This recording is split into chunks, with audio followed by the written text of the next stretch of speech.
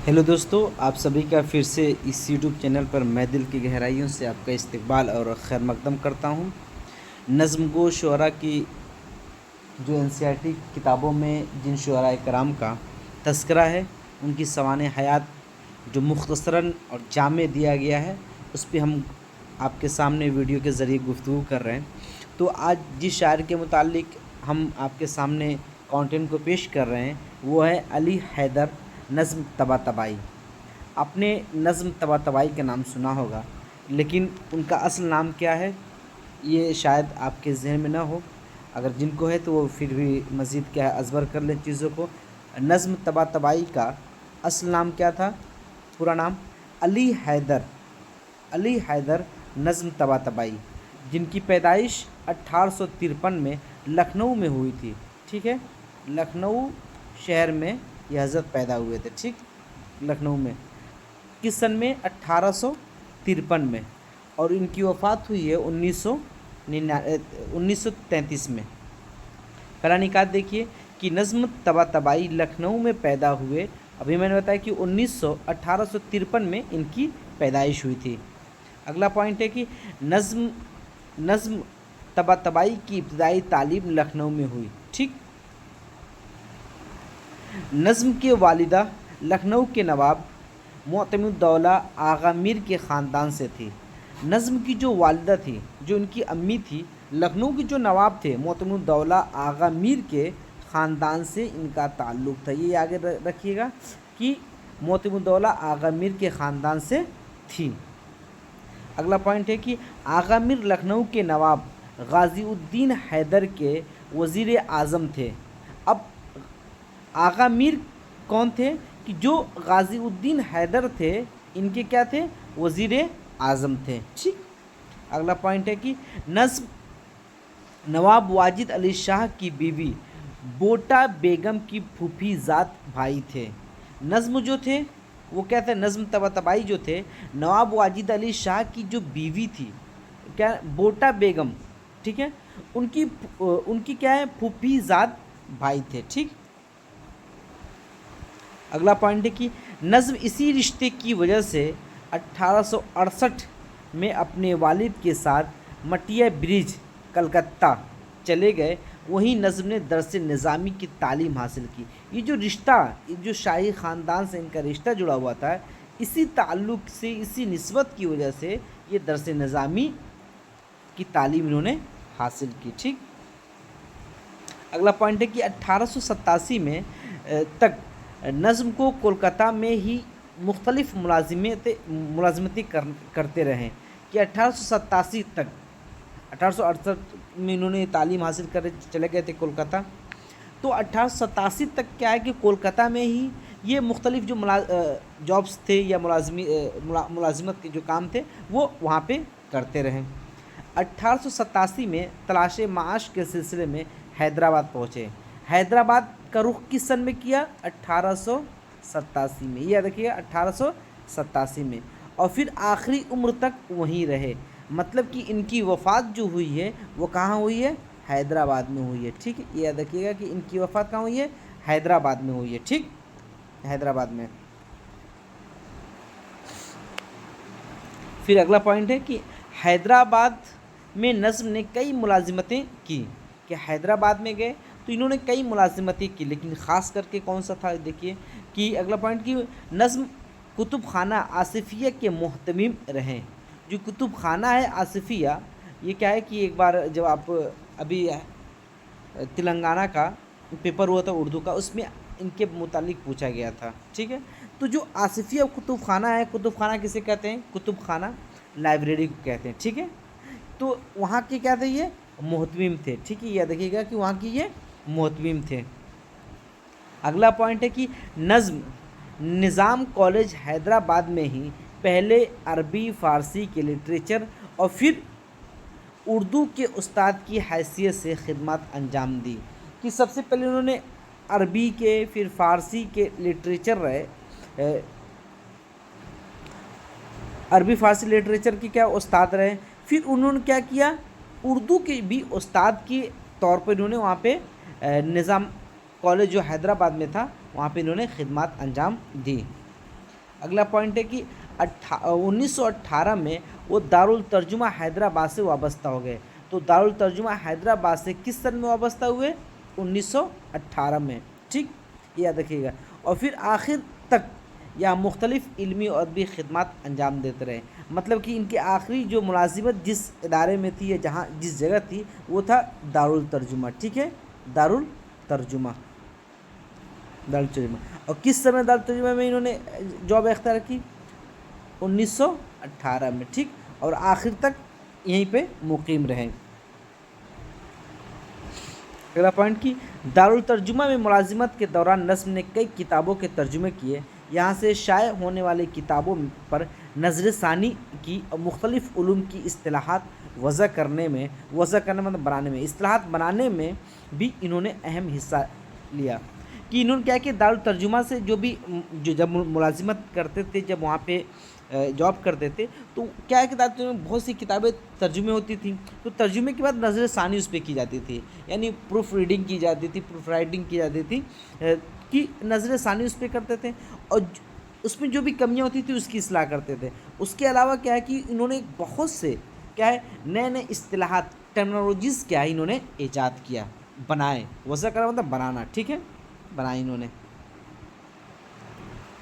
क्या नज़्म का इंतकाल हैदराबाद में हुआ, ठीक है, यह देखिए कि नज़्म का इंतकाल हैदराबाद में हुआ और नज़्म की पैदाइश आपकी लखनऊ में हुई है, ठीक, ये भी याद रखिएगा कि लखनऊ में इनकी पैदाइश हुई है और हैदराबाद में इनकी वफ़ात हुई है, ठीक।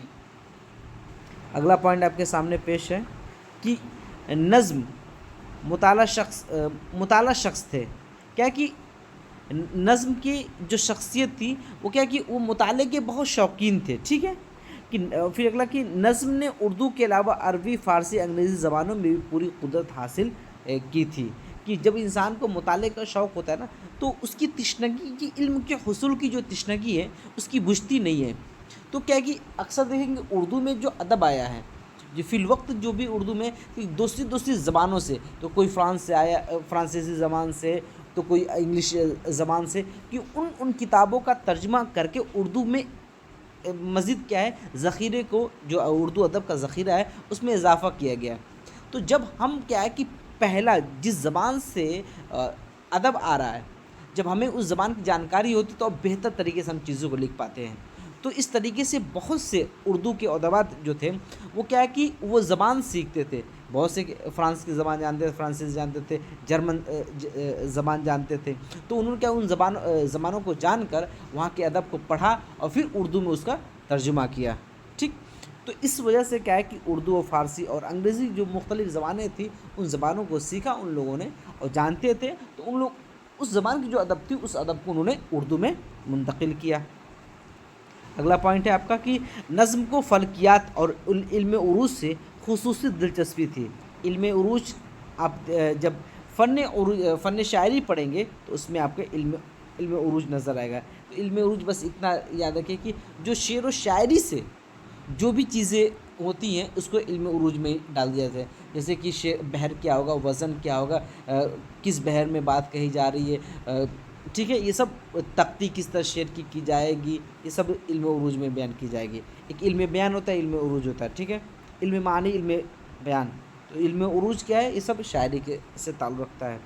फ़ल्कियात फ़लक की जमा है, ठीक है, जो आसमान के मुताल्लिक़ क्या है चीज़ें होती हैं, जानकारी होती है, उसको हम फ़ल्कियात कहते हैं। लेकिन उर्दू अदब में नज़्म तबातबाई दो जहतों से ख़ास तौर पर मशहूर है। उर्दू अदब में दो जहतों, दो एतबार से क्या है कि नज़्म तबातबाई मशहूर है। देखिए वो कौन है और हमेशा याद रखे जाएंगे इन्हीं दो वजहों से। पहली वजह बयान कर रहे हैं, देखिए, एक तो ये कि वो पहले शख्स हैं जिन्होंने 1901 में दीवान गालिब की मुकम्मल शरह हैदराबाद से शाये की। यह देखिए कि 1901 में दीवान गालिब की मुकम्मल शरह हैदराबाद से सबसे पहले शख्स कौन है जिन्होंने शाये की थी, वह है नज़्म तबातबाई। और किस सन में? 1901 में। कि पहले वो कौन से अदीब हैं जिन्होंने दीवान गालिब को मुकम्मल शरह शाये की, तो वह है नज़्म तबातबाई। किस सन में शाये की? तो 1901 में शाये की। और कहाँ से शाये की? तो हैदराबाद से शाये की, ठीक है। इस शरह का म्यार इल्मी सतह خاصی بلند ہے، علمی سطح کیا ہے، اس کا جو لیول ہے بہت کیا ہے، بلند ہے، ہائی ہے۔ اس میں خالص علمی انداز میں غالب کے اشعار کا تنقیدی محاکمہ پیش کیا گیا ہے، کہ جو اس میں غالب کے جو اشعار تھے اس کو کیا ہے کہ جو اس کو تنقیدی ان کے اشعار کو تنقیدی طور پہ جو پیش کیے گئے وہ ٹوٹل کیا ہے، کلی طور پر علم پر مبنی ہے، یعنی کہ فضولیات چیزوں کر بیان کی گئی تشریح کرتے کرتے نہیں، بالکل معیار کو کیا ہے، مینٹین کیا گیا ہے۔ اور محاسن شعر کو نمایاں کرنے کے ساتھ ساتھ کئی خامیوں کو بھی کیا ہے، نشاندہی کی گئی ہے۔ دیکھیے جب اکثر اس زمانے میں کیا ہے، جو نئے نئے ادیب نکل رہے ہیں نا، جب کسی کی کتاب کی تنقید کرتے ہیں یا تو جانبداریت بالکل کر دیں گے یا تو غیر جانبدار رہیں گے، یہ بیچ کیا اعتدال کی راہ کوئی اختیار نہیں کرتا ہے۔ بھائی اگر میرا کوئی استاد ہے، وہ شاعر ہے، میں ان کی کتاب پہ تنقید کر رہا ہوں، تو کہیں نہ کہیں میرے استاد کی شخصیت کو ہم مد نظر رکھتے ہوئے جو ان کی خامیاں کو اس کو نظر انداز کر دیتے ہیں۔ یہ آج کے دور کے جو بھی اردو کے محققین ہو رہے ہیں، تنقید نگار ہو رہے ہیں، یہ سب کی عادت یہی ہو رہی ہے کہ جب کسی کی تعریف کریں گے تو اس میں اتنی زیادہ بے جا تعریف کر دیں گے کہ وہ اس کو کہیں نہ کہیں ولی اللہ کے درجے تک پہنچانے کے قریب پہنچا دیں گے، یا کہیں گے کہ اس وقت کیا ہے، اس سے بڑا اردو داں کوئی ہے ہی نہیں۔ ہاں، اور اگر کوئی کسی کی برائی کرے گا، تنقید کرے گا کوئی کسی پر، تو اس طریقے سے تنقید کرے گا کہ اس سے بری کتاب لکھنے والا کوئی دنیا میں ہو ہی نہیں سکتا ہے، ٹھیک ہے۔ یہ اس طریقے کے ادیب پیدا ہو رہے ہیں، کوئی اعتدال کی راہ نہیں اختیار کرتا ہے کہ ہاں جو چیز اچھی ہے اس کو اپریشیٹ کیا جائے، اس کی تعریف کی جائے، ہاں جو کمیاں ہیں اس کو اجاگر کیا جائے، تاکہ آگے کے لوگ بھی کیا ہے کہ جب کبھی وہ چیزوں کو لکھیں کہ ہاں یہ چیز کیا ہے، معاشرے میں کے لیے مناسب نہیں ہے، یا یہ ایسی چیزیں کہ جو خامیاں اس کے اندر ہیں۔ تو انہوں نے کیا کیا، لیکن کہ جو محاسن شعر تھے، کہ جو شعر کی اچھائیاں تھیں اس کو انہوں نے نمایاں کیا، اجاگر بھی کیا، اور ساتھ ساتھ جو خامیاں تھیں اس کی نشاندہی بھی کی۔ ایک اچھے تنقید نگار کی یہی پہچان ہوتی ہے میرے خیال سے۔ اب آپ اپنے اعتبار سے چیزوں کو دیکھیے گا۔ پھر آگے کہہ رہے کہ نظم کی شہرت کا دوسرا سبب ان کا منظوم ترجمہ گورے غریبہ ہیں، ٹھیک ہے، جو انہوں نے منظوم ایک ترجمہ کیا ہے گورے غریبہ کا، یہ کیا ہے، سب سے مشہور، ان کا دوسرا سب سے مشہور کام ہے۔ پہلا مشہور کیا ہے کہ سب سے پہلے یہ ایسے ادیب تھے جنہوں نے غالب کے اشعار کا انہوں نے مکمل شرح پیش کی، اور 1901 میں انہوں نے پیش کیا تھا، اور کہاں سے، حیدرآباد انہوں نے شائع کیا تھا۔ یہ تھوڑا سا پوائنٹ یاد رکھیے گا۔ دوسرا جو کام ہے وہ ہے گورے غریبہ، جو ایک منظوم ترجمہ ہے، کس کا ہے یہ بھی دیکھیے۔ انگریزی زبان کے شاعر تھامس گرے کی 32 بندوں پر مشتمل مشہور نظم نوحہ کا منظوم ترجمہ نظم میں کئی فنی اہتمام اور ہنرمندی سے کیا، وہ حیرت انگیز ہے، ٹھیک ہے۔ دیکھیے جو مشہور نظم تھی تھامس گرے کا، جنہوں نے ترجمہ کیا، اس کا نام کیا ہے، elegy written in a country churchyard, ٹھیک ہے۔ یہ پورا ان کا تھامس گرے کی نظم تھی، انہوں نے اس کا کیا ہے، گورے غریباں کے نام سے انہوں نے اردو میں ترجمہ کیا۔ یہ گورے غریباں کیا ہے، یہ بھی یاد رکھیے، کن کا یہ ترجمہ کیا ہوا، نظم طباطبائی کا، یہ باقاعدہ NCERT کے بک میں شامل ہے، ٹھیک، سلیبس میں۔ اگلا کیا ہے کہ اس منظوم ترجمے کا عنوان انہوں نے گورے غریبہ رکھا ہے، ٹھیک، ابھی اوپر میں نے بتایا ہے۔ اس کے سبب سے بڑی خوبی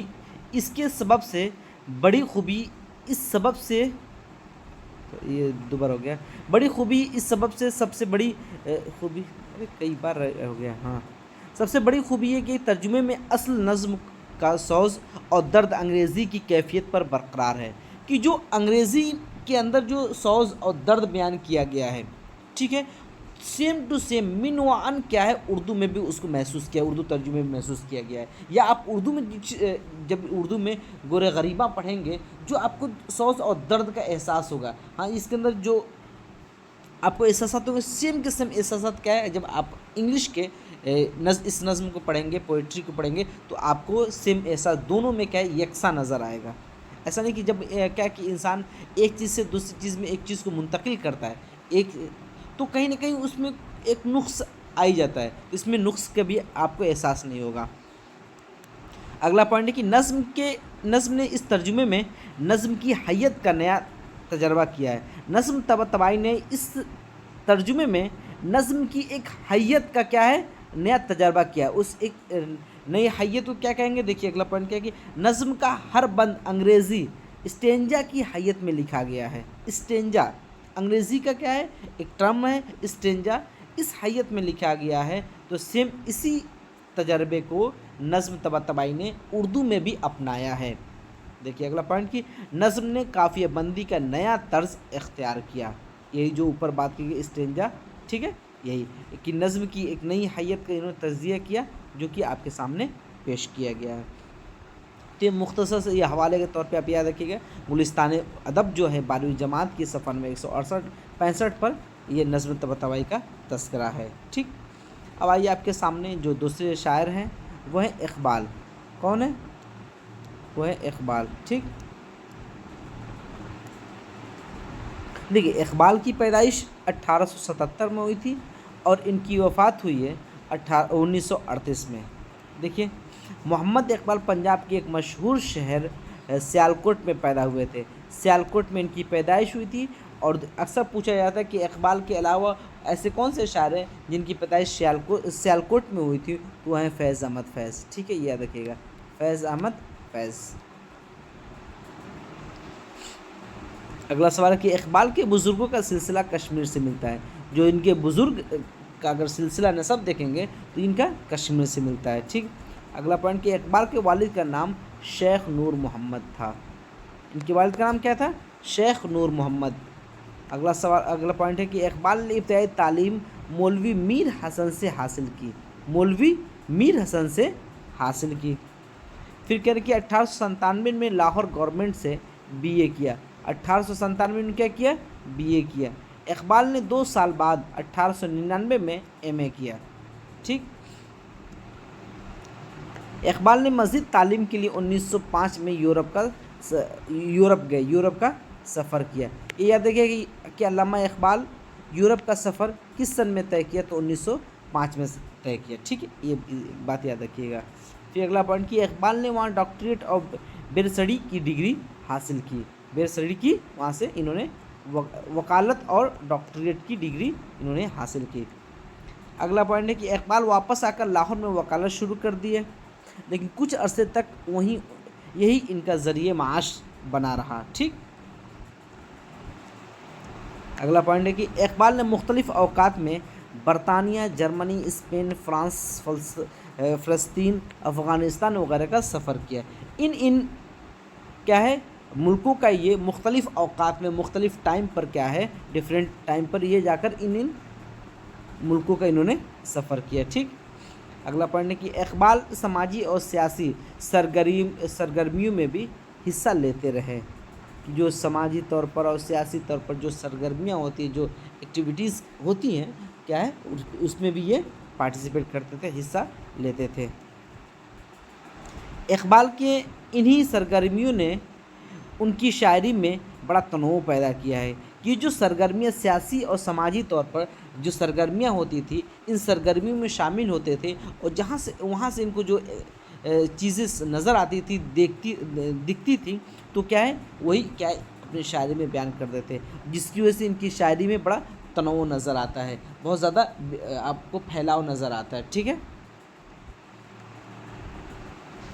शायरी के बदौलत इकबाल को बड़ी शोहरत हासिल हुई। अगर इकबाल की शोहरत आज उर्दू अदब में या पूरी दुनिया में है तो सिर्फ़ और सिर्फ शायरी की वजह से है। शायरी के अलावा अगर आप इकबाल को देखना चाहें तो शायद नज़र नहीं आएंगे। ठीक, तो शायरी के ज़रिए ही इकबाल ने अपने फ़लसफ़े को, अपने ख़यालात को लोगों तक पहुंचाने की कोशिश की है। फिर कहें कि इकबाल का इंतकाल लाहौर में हो गया था। ठीक, और किस सन में हुआ था, 1938 में। 1938 में। ठीक, क्योंकि इकबाल उर्दू के सबसे बड़े फ़लसफ़ी शायर हैं। कि इकबाल से बड़ा क्या है, फ़लसफ़ी शायर।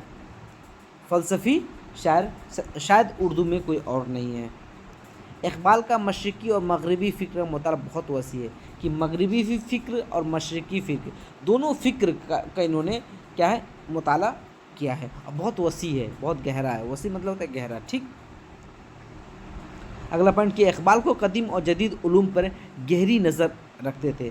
اقبال کیا ہے کہ قدیم اور جدید دونوں علوم پر کیا ہے جو علم تھا اس پہ یہ گہری نظر رکھتے تھے، یہ نہیں کہ سطحی انہوں نے مطالعہ کیا ہے، سطحی چیزوں کو انہوں نے بیان کیا، بلکہ بہت گہرائی سے چیزوں کو یہ سمجھتے تھے اور آبزرو کرتے تھے، مشاہدہ کرتے تھے۔ اگلا پوائنٹ ہے کہ اقبال نے 20ویں صدی کے ذہنی، معاشرتی، اخلاقی مسائل کا جائزہ انتہائی بالغ نظری کے ساتھ لیا ہے، ٹھیک۔ اقبال کی فکر کی بہت سے پہلو آج کی تہذیب کو سمجھنے معاون ہوتے، کہ جب آپ کیا ہے ان کی جو اقبال کی فکر ہے، اگر آپ اس کو سمجھیں گے تو جو موجودہ وقت میں جو آپ کو تہذیب نظر آئے گی تو اس میں کہیں نہ کہیں معاون ہوگا، ٹھیک ہے، مددگار ثابت ہوگا۔ اگر آپ کو کسی کا معاشرہ سمجھنا ہے، کسی تہذیب کو سمجھنا ہے، تو جب آپ ان کی شاعری پڑھیں گے تو سمجھنے میں آپ چیزوں کو آسانی ہو جائے گی۔ اقبال کی خودی، عمل، عشق، زبان، مکان اور انسانی جبر و اختیار کے موضوع پر اشعار ہمارے اجتماعی فکر کا حصہ بن چکے ہیں۔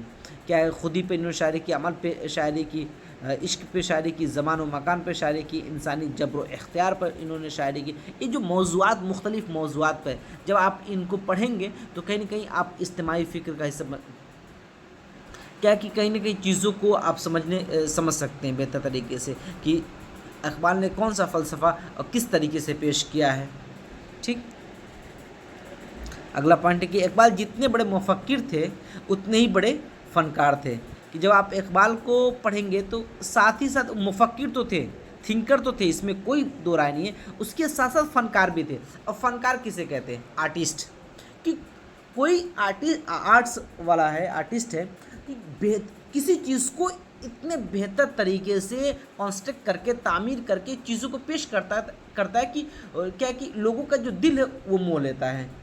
تو اقبال بھی یہی کرتے تھے کہ اپنے خیالات کو شاعری کے ذریعے الفاظ میں پیرو کر، بہتر الفاظ میں پیرو کر اس طریقے سے پیش کرتے تھے کہ انسان کیا ان کی شاعری کو سن کر ان کے فلسفے میں کھو جایا کرتا تھا۔ تو ایک جو فنکار ہوگا وہی تو یہ کام کر سکتا ہے۔ بہت سے لوگ ہوتے ہیں کہ اپنی بات اتنے بہتر طریقے سے، اتنے بہتر ڈھنگ سے رکھتے ہیں کہ آپ کو احساس ہی نہیں ہو کہ یہ اتنی بڑی بات ایسے الفاظ کے ذریعے کہی بھی جا سکتی ہے۔ وہی نہیں کہ اگر آپ کو طریقہ ہو بات کرنے کا تو آپ اپنی بات کسی سے بھی منوا سکتے ہیں، طریقہ اور سلیقہ چاہیے، وہ بات کتنی بھی بیکار کیوں نہ ہو، وہ کام کتنا بھی کیوں نہ مناسب نہ ہو، لیکن اگر آپ طریقے سے چیزوں کو بات کریں تو بگڑتا کام کیا آپ بنا سکتے ہیں۔ اور آپ کو طریقہ اور سلیقہ نہ ہو، زبان اللہ نے دیا لیکن کیا الفاظ کا درست استعمال اگر آپ نہیں جانتے ہیں تو آپ شاید کیا کہ کام بھی بگاڑ سکتے ہیں۔ تو اسی لیے اردو کی سب سے بڑی خوبی یہی ہے کہ جو اردو داں ہوتے ہیں یا جو اردو کے طالب علم ہوتے ہیں وہ الفاظ کا استعمال اس طریقے سے کرتے ہیں یا سامنے والے کو اس طریقے سے ان کا دل کو موہ لیتے ہیں کہ کوئی بھی کام آسانی سے ان کا ہو جاتا ہے۔ تو ضرورت اس بات کی کہ ہم بھی اردو کے طالب علم ہیں تو اپنی زبان میں کشش لائے، شیرینی لائے، چاشنی لائے، ٹھیک ہے، اتنا روکھا پن نہ لائے کہ کوئی سنے تو ہمیں کہے کیا اردو کے طالب علم آپ ہیں۔ اگلا پوائنٹ دیکھیے کہ فارسی، انگریزی اور اردو میں اقبال کی نظم اور نثر کا ذخیرہ بکھرا ہوا ہے۔ فارسی اور انگریزی، صرف اردو میں ہی ان کی نظم نہیں ہے، فارسی میں تو بہت سارے اور انگریزی میں بھی نثر کیا ہے ان کے بکھرے ہوئے ہیں۔ اقبال کی اردو شاعری کے مجموعے یہ ہیں جو آپ کے سامنے پیش کیے جا رہے ہیں۔ دیکھیے کہ بانگ درا جو 1924 میں شائع ہوئی تھی اور یہ پہلا مجموعہ ہے۔ ترتیب وار کیا چیزوں کو یاد رکھیے گا، کیا کہ ترتیب بھی ملانے کے لیے دیتا ہے۔ تو بانگ درا 1924 میں پہلی بار شائع ہوئی تھی۔ بال جبریل 1935 میں شائع اور دوسرا مجموعہ ہے۔ پہلا مجموعہ کون سا ہے؟ بانگ درا ہے۔ ضرب کلیم 1936 میں شائع ہوئی اور یہ تیسرا مجموعہ ہے، ٹھیک ہے، تھرڈ مجموعہ ہے۔ اور چوتھا مجموعہ جو ہے ارمغان حجاز جو کہ 1938 میں شائع ہوئی۔ یہ اس میں کیا ہے ارمغان حجاز کیا اس کا کچھ حصہ کیا ہے اردو میں ہے اور کچھ حصہ اس کا فارسی میں ہے، ٹھیک۔ रूह अर्ज़ी आदम का इस्तकबाल करती है।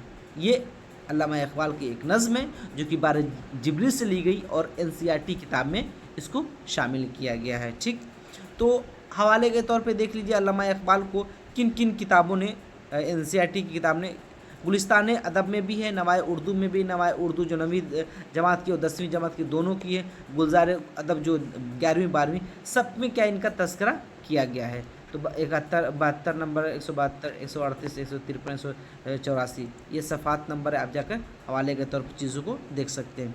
आगे देखिए, ये ब्रिज नारायण चकबस्त हैं जो कि बहुत मुख्तसर सा इनके बारे में दिया है किताब के अंदर, थोड़ा सा इनको भी जान लेते हैं।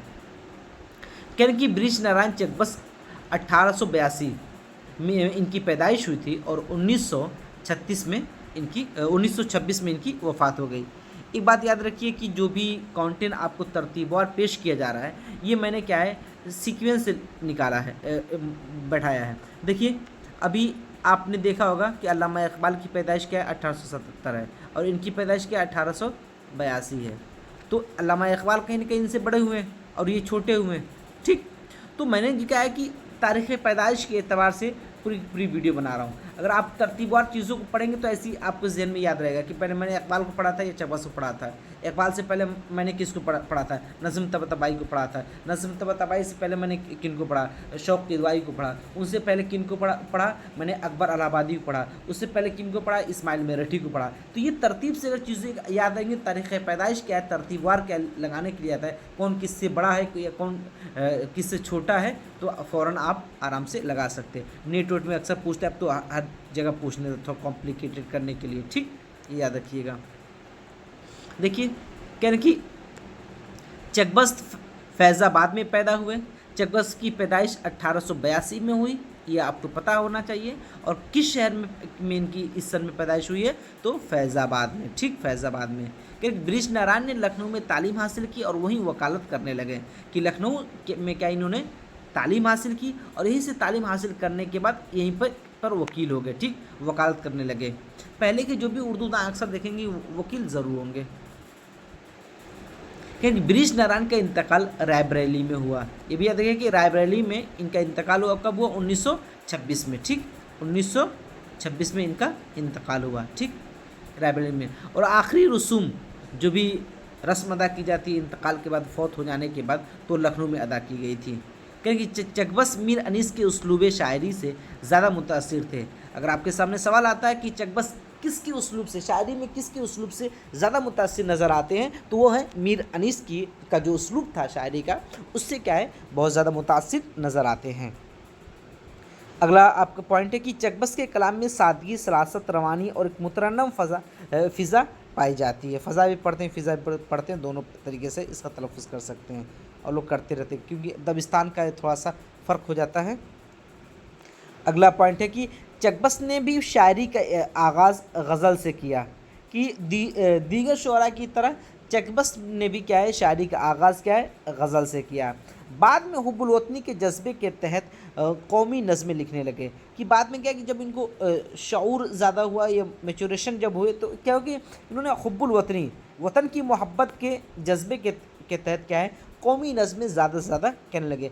एक किताब में लिखा है कि जितनी भी नज़में इन्होंने शायद 45 से 47 नज़में कहीं, उनमें से ज़्यादा क्या है 12 सिर्फ कौमी नज़में इनकी हैं। ठीक, 12 कौमी नज़में हैं इनकी।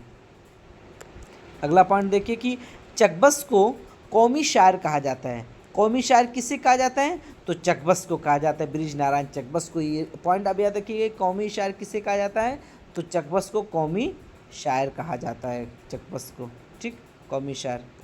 अगला पॉइंट आपके सामने पेश है कि चकबस्त की नज़मों में कुदरती मनाजिर की अक्कासी, बेदारी वतन के जज्बात, आज़ादी की तड़प और दर्दमंदी के पहलू नुमायाँ हैं।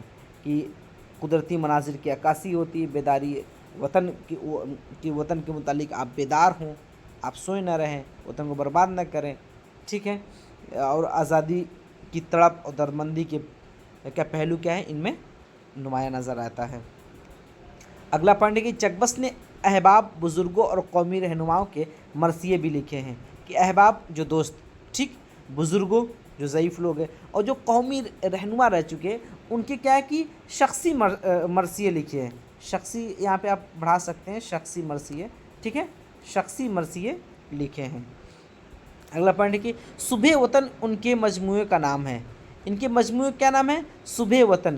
اس مجموعے میں کل 9 شخصی مراثی ہیں, جسے میں نے ابھی بتایا کہ انہوں نے احباب پر, بزرگوں پر, قومی رہنماؤں پر انہوں نے شخصی مرثیے کہے ہیں. تو جو صبح وطن ان کا مجموعہ ہے, صبح وطن کن کا مجموعہ ہے؟ یہ ہے چک بس کا. ٹھیک, تو صبح وطن کیا ہے؟ ان کا مجموعہ. اس میں آپ کے 9 مجموعے ہیں. دیکھیے ابھی میں نے کہا تھا کہ ان کے کتنے مجموعے ٹوٹل ان کے 45 مجموعے, 45 نظمیں. 45 نظموں میں 12 نظمیں کیا ہے؟ صرف اور صرف قومی ہیں. اگلا پوائنٹ دیکھیے آپ, جلوہ صبح. اگلا ان کا جو مجموعہ ہے, شعری مجموعہ جلوہ صبح, اور اس کے بعد کیا ہے؟ اگلے لوگ. اب دیکھیے ان کی نظمیں دیکھ لیجئے جو مشہور سی ہے. پھول مالا, پھول مالا, ٹھیک ہے. یہ پھول مالا یاد رکھیے گا کہ یہ آپ کے NCERT کتاب میں بھی ہے. یہ کیا ہے کہ اپنی برادری کی لڑکیوں کے لیے کیا ہے, جو اپنی ان کی برادری کی لڑکیاں تھیں انہوں نے اس کے لیے کیا ہے, ناسیانہ نظم ہے. یہ ناسیانہ نظم ہے کن کے ہیں؟ جو ان کی برادری کی لڑکیاں تھیں, ناسیانہ. رامائن کا ایک سین, یہ تو بہت مشہور ہے, یہ تو بہت ہی مشہور ان کا ہے رامائن کا ایک سین. ٹھیک, یہ بھی کیا ہے کہ کتاب میں یہ بھی شامل ہے. حب قومی, حب قومی کیا ہے؟ 1894 میں انہوں نے لکھا تھا. نالے دل, ہمارا وطن دل سے پیارا وطن, یہ بھی کیا ہے جان پہچان میں یہ شامل ہے, باقاعدہ یہ پڑھائی بھی جاتی ہے, CPSC نے اس کو شامل بھی کیا نظم کو. درد دل, یہ مشہور جو نظمیں ہیں آپ ان کو یاد رکھیے گا, جیسے پھول مالا ہو گیا, رامائن کا ایک سین, یہ تو ایک بار پوچھا بھی تھا ایگزام میں. حب قومی, نالے دل, ہمارا وطن دل سے پیارا وطن, درد دل. ٹھیک ہے, تو اس طریقے سے آپ کو چک بس کے بارے میں بتایا گیا, چیزوں کو پیش کی گئی. نئی آواز جو آپ کی ہے 12ویں جماعت کی 130 صفحہ نمبر پہ شامل ہے.